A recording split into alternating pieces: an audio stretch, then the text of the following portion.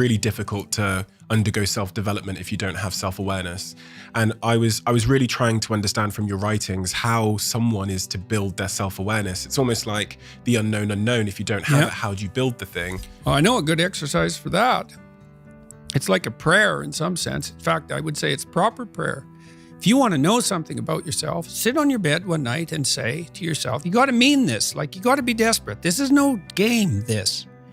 It's like, my life is not everything I want it to be, and perhaps it's not everything that I need it to be. And by need, I mean my life is so unbearable that the suffering that's attendant upon that is make me nihilistic, cynical, bitter, resentful, homicidal, genocidal, unable to have a good relationship, prone to punish people for their virtues because of my jealousy, driving the proclivity to see evil everywhere except within my own heart. Like, these are problems, man. And you ask yourself, you sit on the bed and say, okay, man, I'm ready to learn something. Like, what's one thing I'm doing wrong that I know I'm doing wrong, that I could fix, that I would fix? It's like, you meditate on that, you'll get an answer. And it won't be one you want, but it'll be the necessary one. And it's often something that will point you to small things. So Carl Jung said, people in the modern world don't see God because they don't look low enough. And so imagine you're in your messy bedroom, and you're sitting on the edge of the bed trying to have an honest dialogue with yourself. And the little voice says, it's pretty disgusting in here. And you think, well, I'm way above such trivial niceties as organizing my room. It's like, well, that's pride.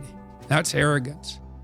If you're above organizing what's actually yours, how in the world are you ever going to organize anything else? And so you get on your knees and you think, well, it's time to, take a brush to the toilet. And maybe that's where you start. And that works. Like, that works. You start making those micro improvements, like real micro improvements, real on the ground, actual micro improvements to things that are wrong, you'll improve unbelievably rapidly. What you're talking about there sounds to me a lot like an overdose of arrogance and also the need for humility. Do you think the Western world suffers from arrogance because of our relative privilege and luxury that we kind of overlook? Of course, well, that's a temptation, right? I mean, when the radical lefty types go after people for their unearned privilege, they have a point. Now, the point is, the existentialists called it thrownness, which is that's a Heideggerian term. And thrownness is the fact that we kind of experience life as if we're tossed into it, thrown into it. You're male and not female. You're Hindu and not Christian.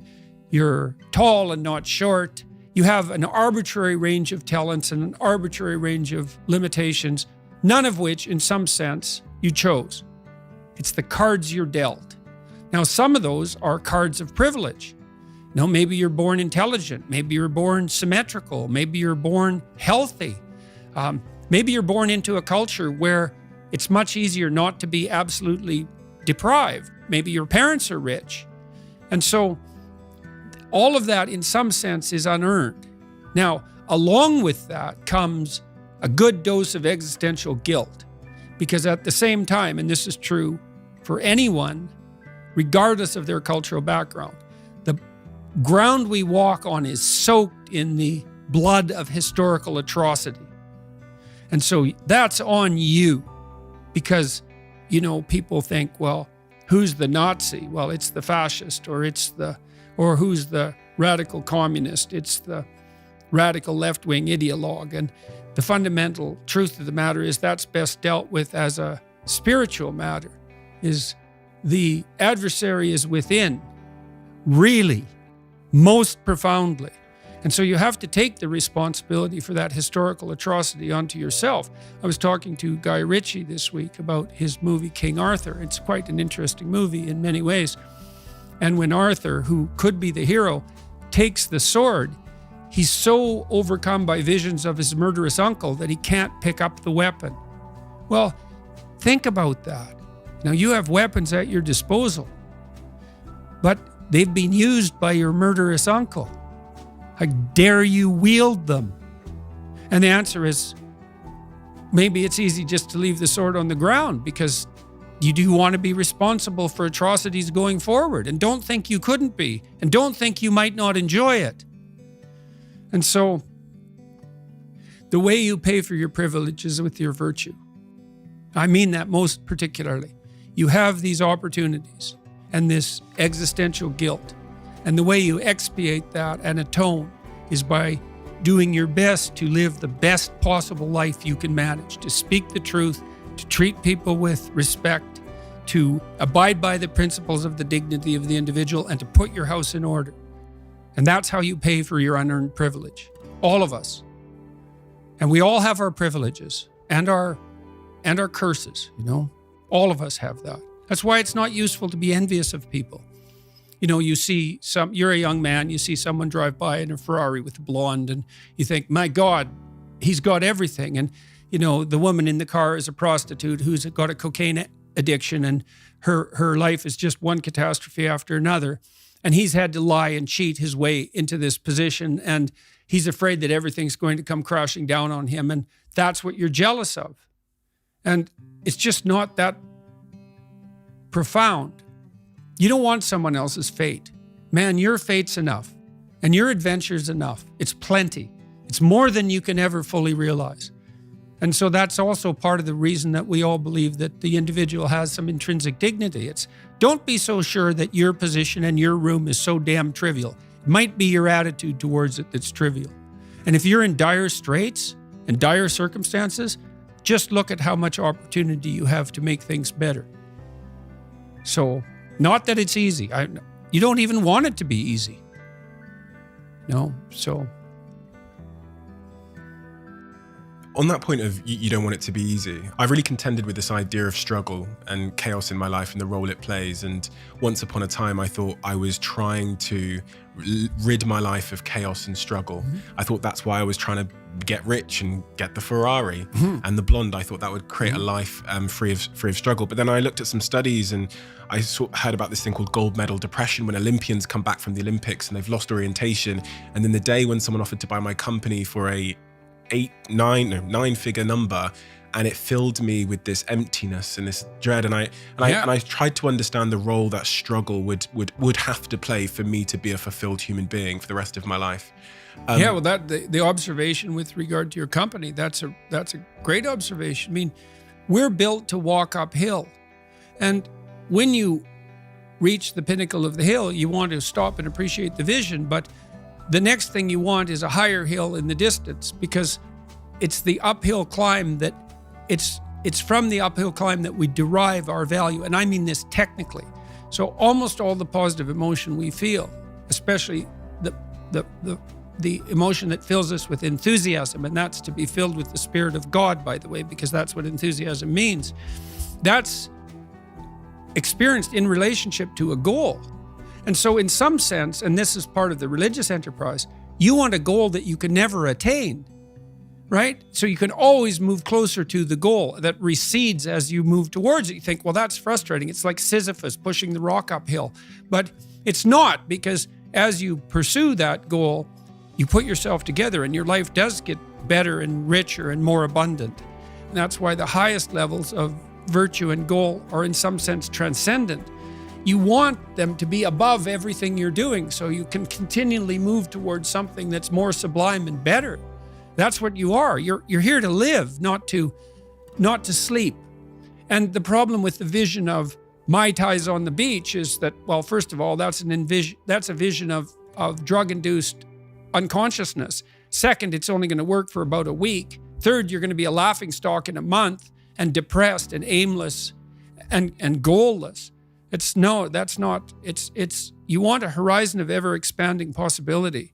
And so it does happen to people because they've staked their soul on the attainment of an instrumental goal. And it can be a pretty high order goal. It was in your case. But then you think, well, now I'm there. Now what? Well, the answer can't be, well, I'm going to live in the lap of luxury and never have to leave the face. What do you want to be? A giant infant with a gold bottle? You never have to do anything but lay in your back and suck. It's like, well, you see the problem with that as a conceptualization. It's no, you want to be like an active warrior moving uphill with your sword in hand. And that's dynamic, that's exciting. And that's why so many young men disappear into video games. That's all acted out in the video game. So they have to act that out in their own life. Not that I despise video games, because I don't, but they're not a substitute for life. They might be good training under some conditions for life.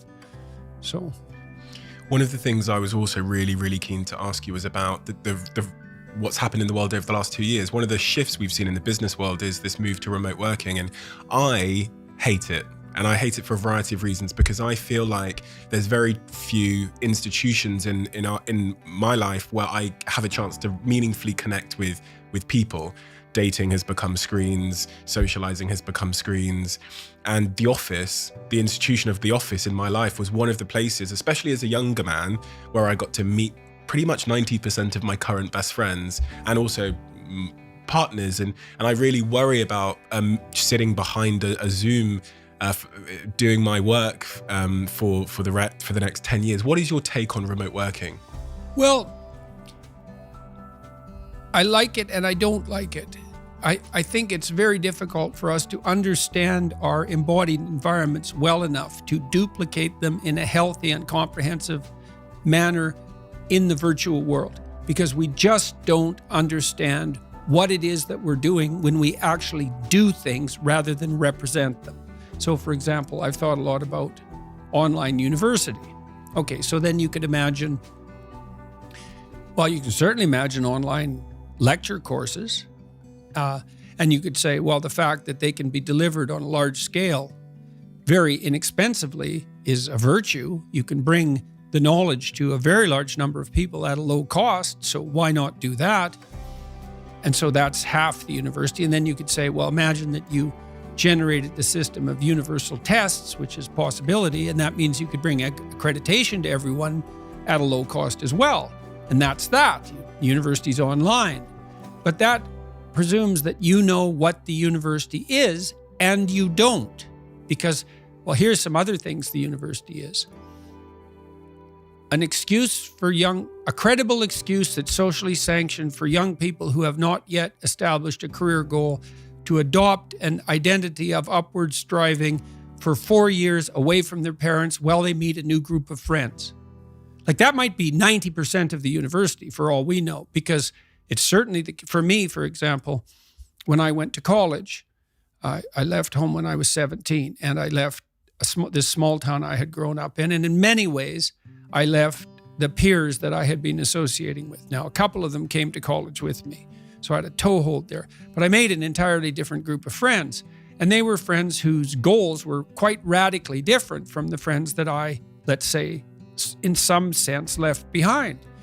Well, the reformulation of my peer network might have been the most important part of the first part of my education. Now, I was fortunate at this place. It was called Grand Prairie College. I had 7 professors, 7, which is really good, who really loved to teach. And so I also learned a lot in the formal sense. But while I was doing that, I was also negotiating, well, how much partying do you actually do? Because 0 isn't the right amount, but every goddamn night till 3 a.m. isn't the right amount either, because you have to balance that in some sense with practicality and upward striving. And so, and how do I live with other people, my roommates? So I had one roommate who's a really good friend of mine still, and he walked 1,000 miles with me this year when I was ill, literally.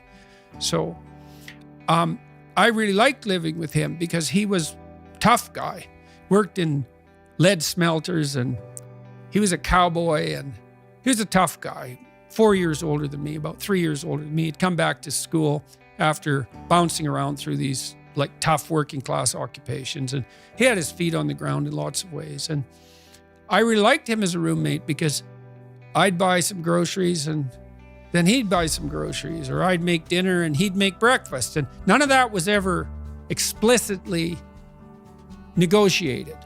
he was just very aware of this it's reciprocal altruism technically. He was very good at, we were both good at tracking our mutual obligations and fulfilling them.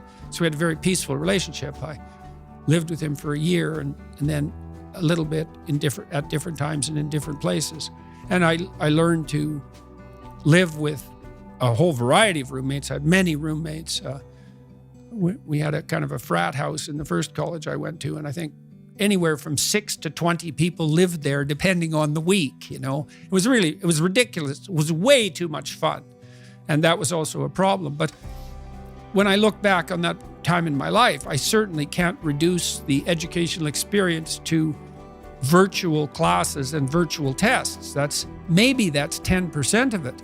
And we don't know how to replicate those environments that are so formative, especially in their everydayness, you know, because you live with your roommates.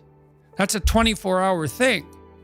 And so the problem with virtualization is that we don't understand our environments well enough to be certain that we're not excluding something vital when we concentrate only on what we think conceptually is important. Now, I meet with my son pretty regularly for a project we're working on, which is an app that will teach people to write while they write and use it. So we're quite excited about this. But I meet with him virtually once a week. And it's actually very efficient. He's on the screen. We can see our project in front of us. We can do mutual editing of some of the underlying material, educational material. There's a real place for it. And I have a cottage up north in Toronto where we've set up a studio like your studio here, although ours isn't quite as impressive. But I can have an interview and discussion with anyone, anywhere in the world, even in a foreign language. And that's like unbelievably remarkable. But that doesn't mean that we know how to virtualize reality or that we should flee into it, right? And these new technologies, they're unbelievably radical and they're very hard to master. And so we all have to be careful and try to keep our feet on the ground to some degree when we're using them. So for example, now, I've really only figured this out in the last 3 months. I get up and I do a series of exercises that my wife taught me that are based in the Kundalini yoga tradition. That's real helpful. Flexibility and breathing exercises. That reduces my anxiety during the day, I would say about 25%. And then I try to reserve some time either for writing or I'm working on a number of artistic projects. And so I'm going to do one or those for a couple hours in the morning, and then maybe a walk or something with my wife and breakfast. I have breakfast during all this.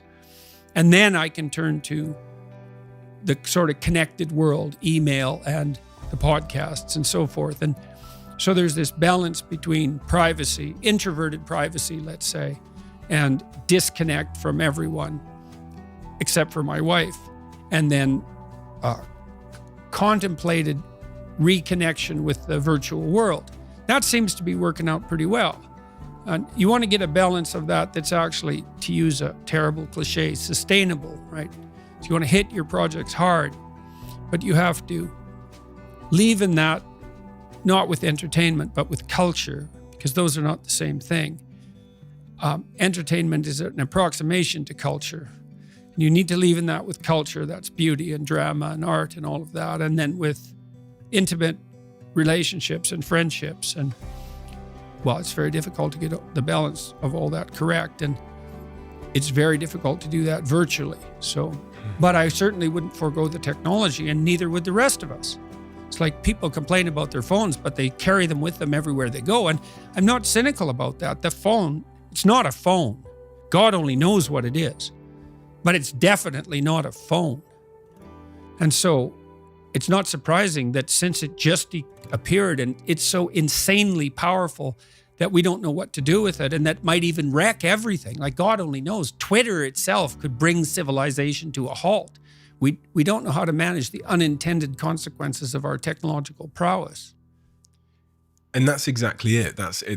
We invent technology, often it seems for efficiency or to increase productivity. And it's almost impossible because of that ignorance to what the unintended consequences might be, to predict them ahead of time. So we optimize. So essential doctrine of conservative political philosophy, right, is beware of unintended consequences. It's like, oh no, this thing will just do what I want it to do and nothing else. It's like, no, even Marx knew that wasn't true. Marx developed the concept of alienation. You know, we get alienated from the products of our effort.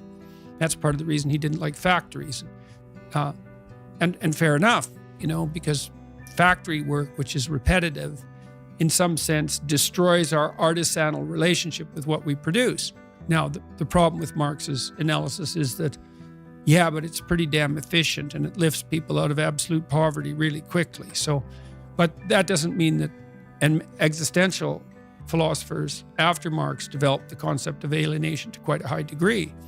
And technology does alienate us because of its artificiality and its coldness and its mechanistic nature, all of that. And well, we have to contend with that wisely. And then you ask, well, how do you contend with things wisely? And I would say, well, don't pollute your thoughts with deceit. You compromise your own wisdom. How are you going to make not intelligent decisions, wise decisions? That's why you shouldn't lie. It's like you're warping the mechanism that orients you in the world. Do you really want to do that? This is a brutal world, man. And I've seen this in my clinical practice. People whose houses are built on foundations of sand, and the wind starts to blow and the floods start to rise, and they are in such trouble. If you're lucky and something terrible comes your way and you're reasonably honest and your relationships are in good order, maybe you won't end up in hell. And I mean hell. I don't mean death. There's lots of situations you can get yourself in where death would be far preferable to what you're going through. So you need to be afraid of that. It's like, don't lie. In my clinical practice, in 20 years, working with every sort of person you could imagine, I never ever saw anyone get away with anything even once. So, yeah, we're all subject, not least to the judgment of our own conscience. Try to escape from that. No one can escape from that. Quick one. I can't talk about Huel enough in my life, especially right now. And it's really interesting because what we tend to see at this time of year is the first thing that goes is our diet, quickly followed by our fitness. And we see that in the data across multiple surveys. People in the fourth quarter of the year start indulging a little bit more, which is totally fine. And they start exercising a little bit less, which is totally fine. However, a really useful crutch during this period where the seasons have changed and we're starting to behave a little bit differently is making sure your fridge is stocked with things that are nutritionally complete, healthy, and that are going to be convenient for you to consume without compromising your health. And that is where, ladies and gentlemen, Huel comes in. And they now have 4 brand new flavors. They have the salted caramel flavor, absolutely love. They have the cinnamon swirl flavor, the number 1 new flavor in my opinion, which is really surprising, iced coffee caramel, and they have the strawberries and cream flavor. If you're going to try any of the new flavors, please do try the cinnamon swirl and let me know what you think. It's an absolute unexpected champion of the new flavors. Over the last 2 years, the world has gone through this pandemic. For a lot of people, this is the first time, especially for a certain generation, this is the first time they've experienced such unpredictable tectonic destabilization in their lives. Like I didn't even believe society was something that could close. I didn't believe I didn't even know there was tectonic plates under my business that could shut down my business, right?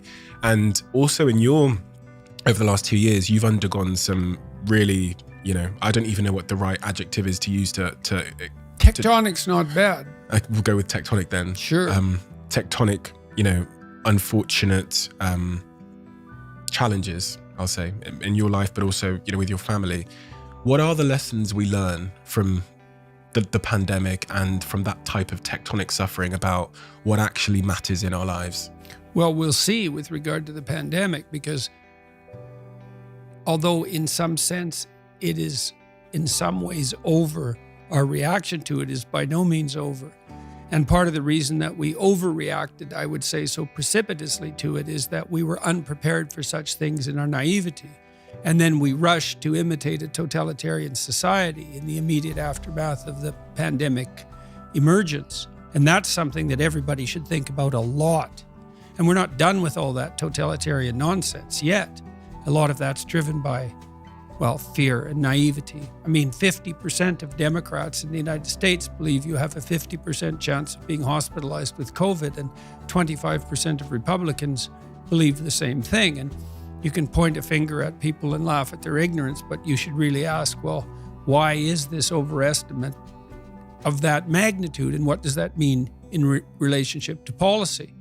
And I've had conversations with people advising at the highest level of government, particularly in Canada, who've told me flat out, and they're very reliable sources, that none of the COVID policy for the last year was driven by reliance on science.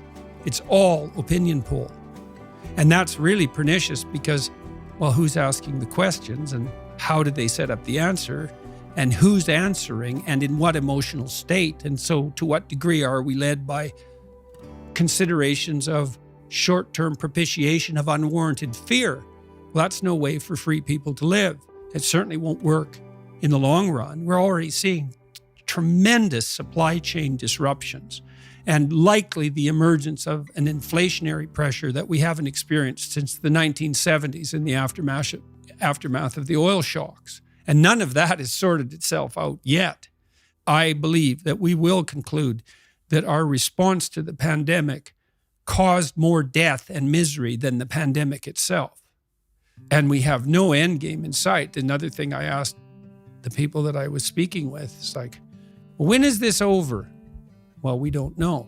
Well, what would over look like? Well, we don't really know. And now what you see is this insistence on about a monthly basis that a new and radically different variant has emerged. And this viruses mutate all the time, but this virus particularly mutates. And there are small mutations and medium-sized mutations, numbers, let's say, and also effect, and larger scale mutations. When is that a variant? Well, how about whenever it's convenient for the pharmaceutical companies? Think, well, that's cynical. Is it now? The biggest lawsuits in the history of the American judicial system have been levied against the largest pharmaceutical companies on a regular basis for the last 20 years. And since when has it been a proposition of the political left that pharmaceutical companies necessarily have our best interests in mind? Now, I'm not particularly cynical about pharmaceutical companies. I think they have a hard job, both in terms of research and development and marketing and sales. And they're going to do what they can to market and sell. But that doesn't mean that they are now to be the arbiters of all public policy, because our politicians are too cowardly and incompetent to do anything but devolve their responsibilities to so-called experts, domain experts. Politics is not public health. That's medicine. Politics is the art of analyzing the entire situation and charting a course forward, all things considered. And for politicians to trot out the experts and say, follow the science, just means that they've abdicated their own responsibilities. And I think it's appalling. I mean, I'm not convinced that the evidence that masks work is scientifically credible. It's certainly at least doubtful. And that's just masks. I read a paper the other day suggesting that to prevent the transmission of one case of COVID, you have to lock down 1,000 people. Like, how is that justifiable? Especially given that the mortality rate of COVID is actually quite low, unless you have a pre-existent health problem, particularly obesity, and although old age also qualifies, as it does for most diseases, but not all. And with regards to, let's say, the issue of child vaccination, it's like children have an unbelievably tiny chance of dying from COVID. I don't think there's any scientific justification for immunizing children under 12. Now, at least it's debatable, and I'm not a domain expert, although I'm a decent scientist and I know how to read the research material. And so, well, we'll see what we have to learn from these tectonic shifts underneath. And, you might ask yourself, well, was that a tectonic shift in dire physical necessity because the COVID virus was genuinely so dangerous, or was it an indication tectonically of our absolute inadequacy in the face of even a moderate existential challenge? And maybe it's a little of column A and a little of column B, you know? So I have to ask the question, if we were to make your Jordan Peterson the president of the world, and these were your decisions to make, do you know what you would have done differently or in response to this virus emerging in Wuhan? I would say, well, thank you for the offer, but I declined the position. And the reason I would say that is because I think the right solution to the most serious problems is to be found at the level of the individual. So I don't think, if I wanted to pursue what I regarded as the ultimate goal, the ultimate goal for me is the encouragement of the individual. And that's not essentially a political enterprise. It's essentially a theological enterprise. And politics has to be subordinate to that. And so I've debated throughout the entire course of my life whether I would adopt a political career. It was my initial ambition when I was very young, 14, I would say. But when push came to shove at every decision point in my life, if I had to choose between working on the encouragement of the individual and pursuing a political career, I always chose the former. And that's happened every time the decision has come up. I've been approached by people in Canada to involve myself more deeply in a practical role, and also publicly as a political figure. But I'd rather do what I'm doing. I'm in contact with people working politically all the time, both on the people in the middle, people on the right, people on the left.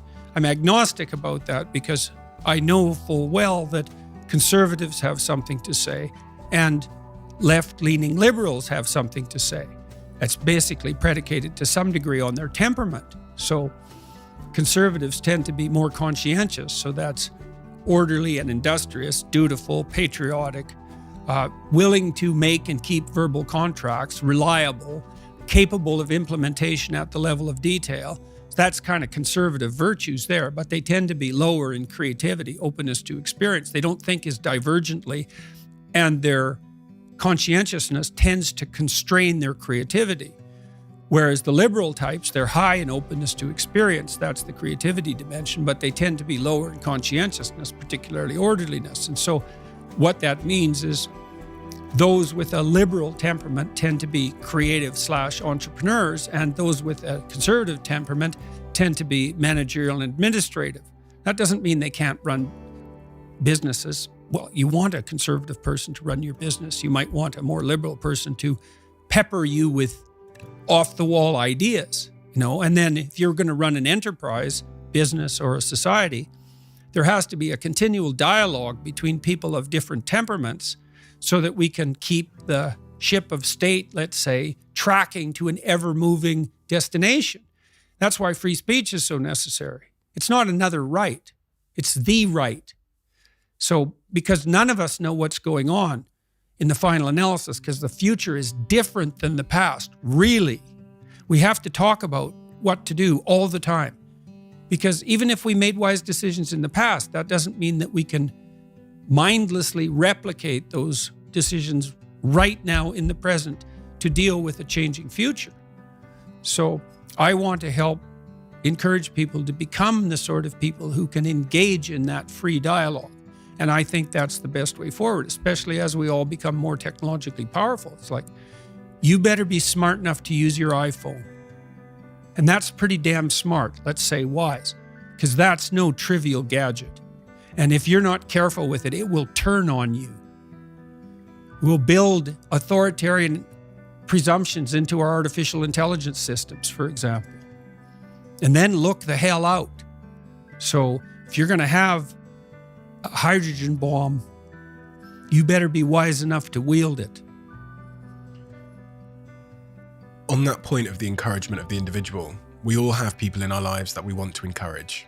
We hope. Yeah, we hope, right? And we sometimes fall foul of trying to force our own bias, our own intention for them, on them. What is the best way? If I've got a friend in my life or a partner that I want to encourage to come out of their place of despair into a better place, how do I effectively do that without overpowering them or stifling them or making them feel inadequate, which is sometimes the consequence of trying to change someone you love? Well, example's good. But then I would say disabuse yourself of the notion that you know what is best for this person. You don't, not only do you not know, you actually don't want that responsibility for two reasons. Let's say they do what you say and something good happens to them. Well, whose victory is that? Yours or theirs? And if it's yours, did you just steal it? And then let's say they fail following your advice. Well, they pay the price for that. And you can skip away merrily and say, well, I should have spoke more carefully. It's like, you don't mess about with people's destiny. You do not know where they're headed. Now, having said that, you do what you're doing in this interview, in this podcast. You ask people questions, real questions, you know, like, how are you feeling? Oh, I'm not doing so good today. Well, you know, what's up? What's going on? And you can't think, well, I'm going to ask questions to lead this person in a particular direction, because that's the same game, the same instrumental game. You have to see what it is that you want to know. I see this when people ask me questions after my lectures, you know. Now and then, or during a Q&A, now and then people will get up and they'll ask a real question. It's part of the ongoing dialogue. Something struck them. They stand up. There's something they really want to know. It's an honest question. And that goes real well. But not infrequently, someone stands up with a little prepared speech that's packaged as a question. So I get this from Christian traditionalists fairly frequently.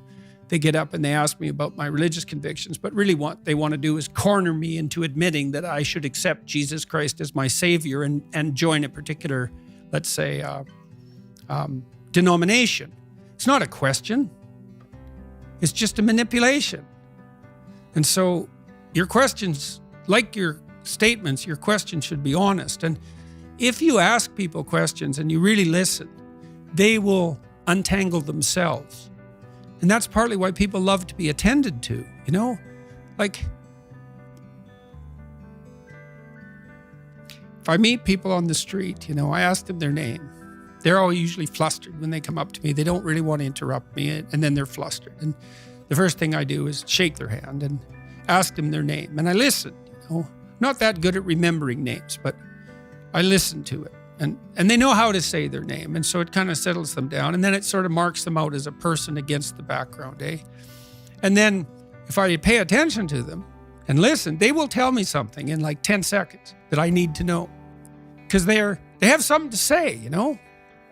And then if you listen, people tell you what they have to say, and then you get wise because you collect all that. And so you want to help someone. Well, first of all, you would decide that you're aiming towards help, right? And that you do that in the spirit of ignorance. This is what every good clinician learns is, I don't know where you're headed. I don't know what's wrong with you. This is a hard problem, man. It's like, what's your problem? I don't know what your problem is.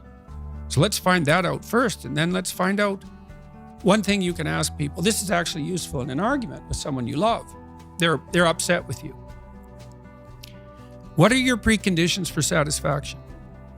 Now, I wouldn't state it like that. It's like, if I could give you what you wanted right now in the context of this argument, and I wasn't doing it in a manipulative way, what is it that I would have to say or do that would in principle satisfy you? And that's a hard question, you know? And the person might say, well, I think you should apologize and about this, and, you know, and then I will say, what words should I use? And they'll say, well, if you loved me, you'd know. And I would say, no, I'm stupid and ignorant, and I don't know what the right words are to satisfy you. So why don't you give me a hand with that, and I'll utter them inelegantly and awkwardly in a good faith demonstration of my commitment to peace. And that won't be so good because maybe it would have been better if I came up with it myself, but maybe next time I can do slightly better. And that works. It requires the person who's after you to think through the question even of whether there's anything that could be said or done that would satisfy them. And if the answer to that is no, well, probably the relationship is over. But certainly the person that they're accusing has been put in an absolutely impossible position.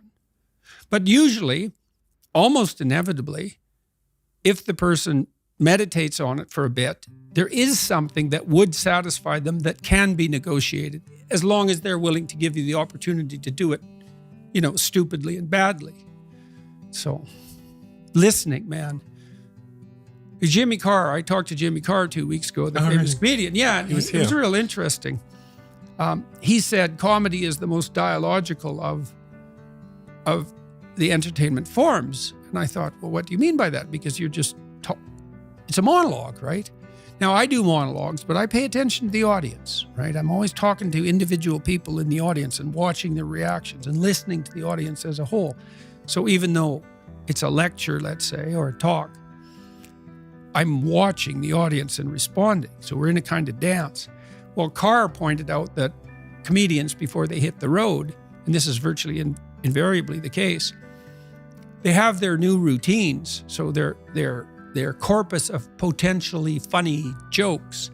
And then they do 200 shows in front of small audiences. And the audience either laughs or doesn't.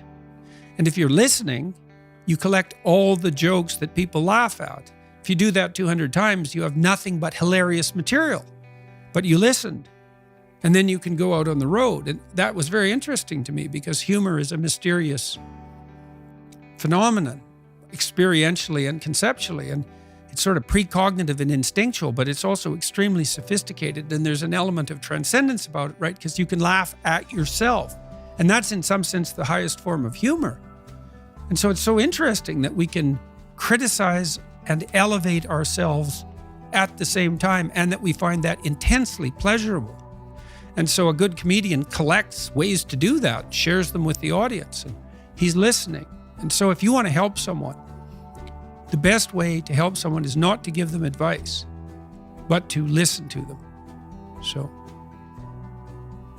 I had a guest actually come on this podcast before Jimmy Carr. Jimmy Carr was on 2 weeks ago, and we had a great conversation about happiness and the nature of happiness. And the guest before Jimmy Carr wrote in my diary, which is a tradition we have now, where all the guests that come on write a question for the next guest. So there is a question in there for you. But the guest wrote a question which changed his life, which is, are you happy? And from reading your work and understanding your position on happiness and it not being the thing to aim for, which really struck me, because I thought, I thought life was the North Star of our lives was to try and be happy. Mm-hmm. I guess my question is, I was going to ask you that question. Aim to be good and pray for happiness. So the question is pretty much that is, what is a better question for me to ask you if I'm checking in on you? Because we asked that question with good intentions. Mm-hmm. Are you happy? What's a better question for me to ask Jordan Peterson? How are you doing? How are you doing? How are you doing?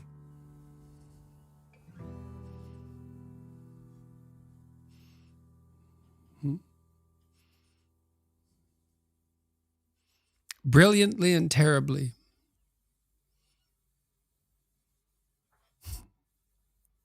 That's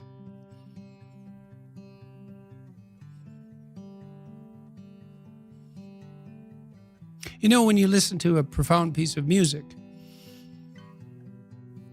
one that sort of spans the whole emotional experience, it's not happy. Happy is elevator music, and probably you just shouldn't listen to that at all, right? And you think, why? Well, it's harmless, it's treacly, it's sweet, simple, it lacks depth, it's shallow, that's a problem.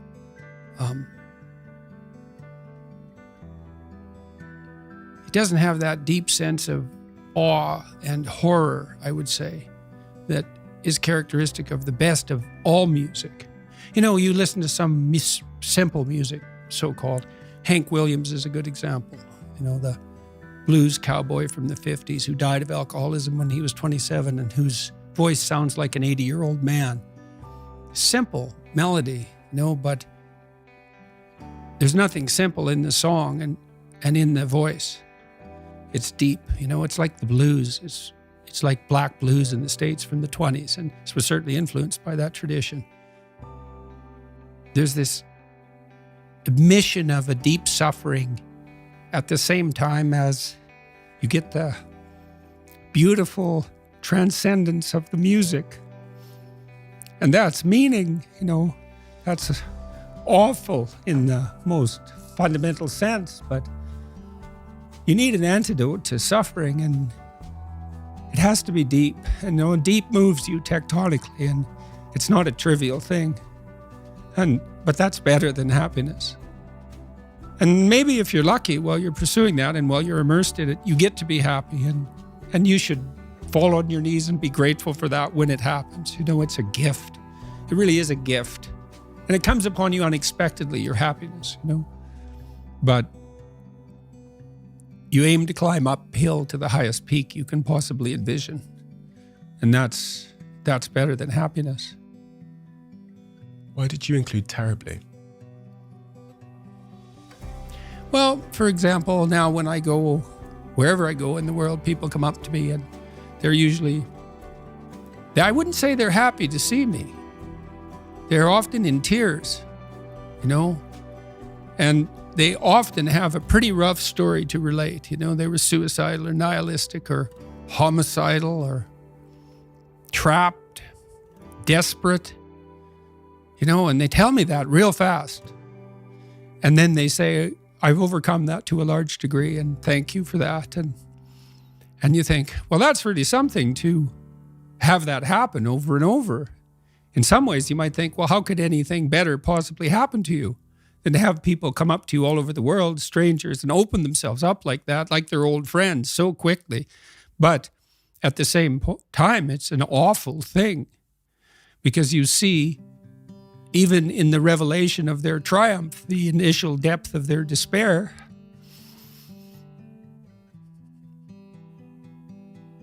So I wouldn't change that. But it's not nothing. And it's certainly not just happiness. It's better than happiness, but it's almost unbearable.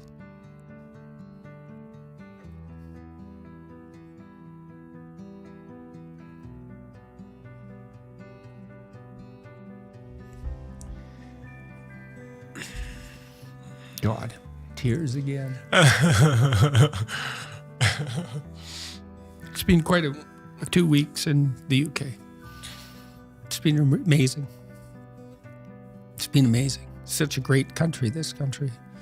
Such a profound place. And it was so wonderful to see Cambridge and Oxford and to be welcomed by the students. And I saw the queues around the block and the reaction you got. I watched the talk in Cambridge, and it was so wonderful to see, because I know that you don't do what you do for credit. That kind of seems to be the antithesis of the pursuing your truth and doing it in the cause of truth. But it was so wonderful to see someone that I know has had such a profound impact on so many be received in such a way. We have a closing tradition. Okay. One of the, I don't normally do this, but one of the really great CEOs in our country, a young guy, has built a multi-billion-dollar company, really great guy, sat here yesterday, and I actually told him for the first time who he was writing the question for, and I couldn't believe his face. Oh my God, that's the one person I want to have dinner with. This is probably the most successful young person in our country. And so he knew who he was writing the question for. So the question that the previous guest wrote is, why do you do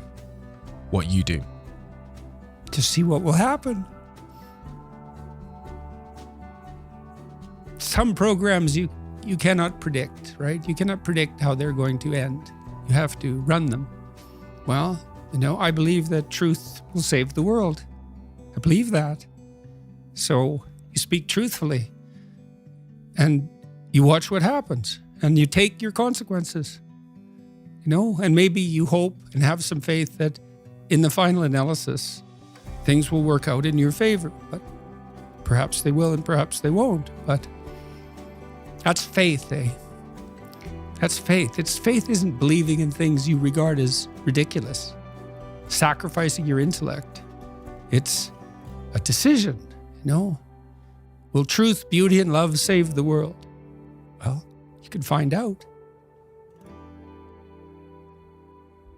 Thank you doesn't seem to quite cut it for the impact you've had even on me, and also for giving me your time. I know you understand the tremendous value of time. I've seen it so much in your work. So I'm going to say thank you, but I'm also going to make a commitment to do something which I think is more important, which is just to be truthful. And I think with the platform I have and the years I have ahead of me, maybe that's the greatest good that I can do to the world. So because you've come here, that's a pledge and a commitment I want to make to you as my highest form of thanks that I can give in a karmic way. Hopefully that will make the world a better place for everybody. Well, at least it will help ensure that you won't make the world a worse place.